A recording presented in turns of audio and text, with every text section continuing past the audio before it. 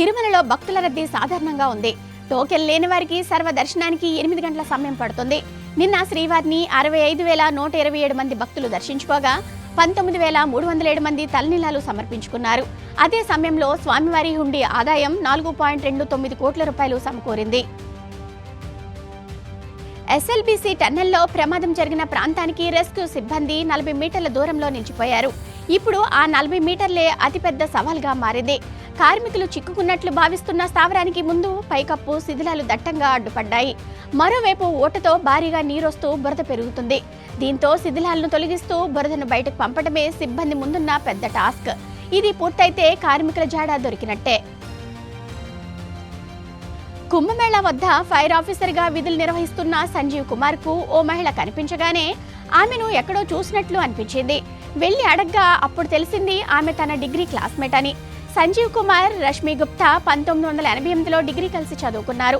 తర్వాత Sanjeev fire officer కాగా రష్మి లెక్చరర్గా స్థిరపడ్డారు.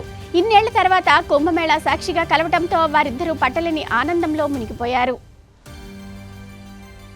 ప్రధాని నరేంద్ర మోదీతో ఢిల్లీలోని ఆయన నివాసంలో సీఎం రేవంత్ రెడ్డి భేటీ అయ్యారు. మెట్రో రైల్ ప్రాజెక్టుకు అనుమతులు, రీజనల్ రింగ్ రోడ్, ఇతర ప్రాజెక్టులు, రాష్ట్రానికి రావాల్సిన నిధులపై ఆయన చర్చించనున్నట్లు తెలుస్తోంది.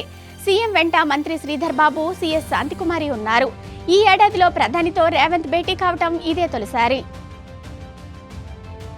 శ్రీశైల మల్లన్న క్షేత్రం భక్తజన సంద్రంగా మారింది. మహాశివరాత్రి సందర్భంగా తెలుగు రాష్ట్రాలతో పాటు కర్ణాటక, మహారాష్ట్ర, తమిళనాడు ప్రాంతాల నుంచి భక్తులు శ్రీశైలానికి పోటెత్తారు. దీంతో క్షేత్ర ప్రధాన వీధులన్నీ కిక్కిరిశాయి. మరోవైపు వేకుజాము నుంచే భక్తులు శ్రీ స్వామి అమ్మవార్ల దర్శనానికి రాగా క్యూ లైన్లన్నీ నిండిపోయాయి. దర్శనానికి 5 గంటల టైం పడుతుంది. రద్దీ దృష్ట్యా దేవస్థానం విస్తృత ఏర్పాట్లు చేసింది. అమెరికా పౌరసత్వం కోసం ప్రెసిడెంట్ ట్రంప్ గోల్డ్ కార్డులను తీసుకురానున్నారు. తమ దేశానికి వచ్చే ఇమిగ్రేట్స్ కు $5 మిలియన్ చెల్లించి ఈ కార్డును పొందవచ్చన్నారు. ఇది గ్రీన్ కార్డుకు ప్రీమియం వెర్షన్ అని, దీంతో త్వరగా పౌరసత్వం వస్తుందని చెప్పారు. ఈ గోల్డ్ కార్డును సంపన్నులే కొనుగోలు చేస్తారని, ఫలితంగా యుఎస్ కు ఆదాయం పెరుగుతుందని, ఉద్యోగాలు దొరుకుతాయని వివరించారు. మహాశివరాత్రి సందర్భంగా బుధవారం శృంగవరపుకోట మండలం భర్తాపురం వెంకటేశ్వర స్వామి ఆలయం నుంచి పుణ్యగిరి శివాలయంకు ఎమ్మెల్సీ రఘురాజు దంపతులతో పాటు పలువురు భక్తులు పాదయాత్ర ప్రారంభించారు. రఘురాజు త్రిశూలం పట్టుకుని పాదయాత్రలో శివనామ స్మరణతో బయలుదేరారు. కొండపై ఉన్న శివాలయంలో భక్తులు ప్రత్యేక పూజలు నిర్వహించారు.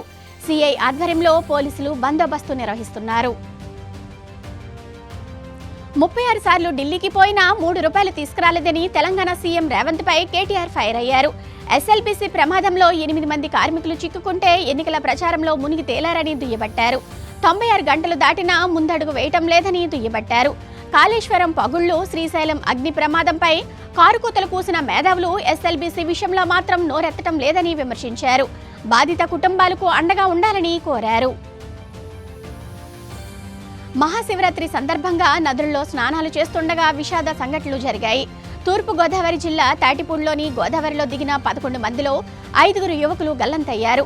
పవన్, దుర్గాప్రసాద్, ఆకాష్, సాయి పవన్ కోసం గాలిస్తున్నారు.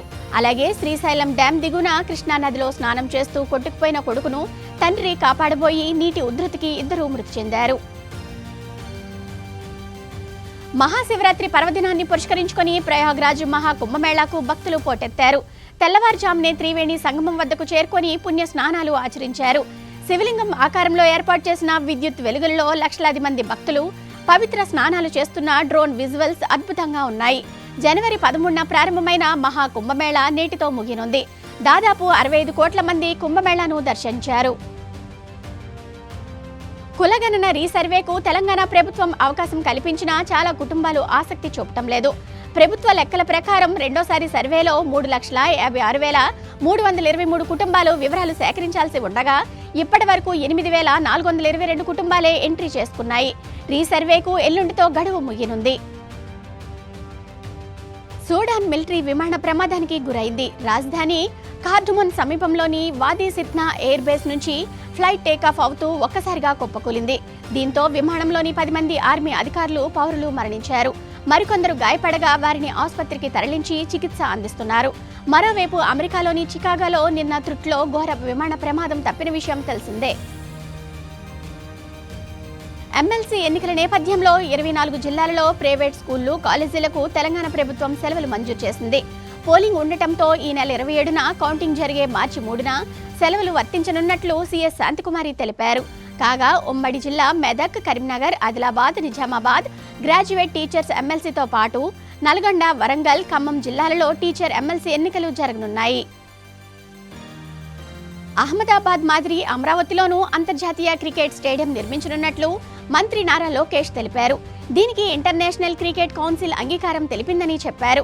ఇటీవల భారత్-పాక్ మ్యాచ్ కోసం తాను దుబాయ్ వెళ్లానని, ఆ సమయంలో మన జట్టుకు సపోర్ట్ చేయడంతో పాటు స్టేడియం నిర్మాణం, సిట్టింగ్ తదితరాలను పరిశీలించి జైషాతో మాట్లాడానన్నారు. దీనిపై కూడా వైసీపీ వాళ్లు తనను ట్రోల్ చేశారని వివరించారు. మహాశివరాత్రి పర్వదినాన్న తెలుగు రాష్ట్రాల్లోని శైవ క్షేత్రాలు ఆధ్యాత్మిక శోభను సంతరించుకున్నాయి. శ్రీశైలం, వేములవాడ, కీసరగుట్ట, వేయి స్తంభాల గుడి, కోటప్ప కొండ, యాగంటి, మహానంది, శ్రీకాళహస్తి తదితర ఆలయాల్లో ఉదయాన్నే ముక్కంటిని దర్శించుకునేందుకు భక్తులు బారులు తీరుతున్నారు. ఆలయాలన్నీ శివనామ స్మరణతో మారుమోగుతున్నాయి.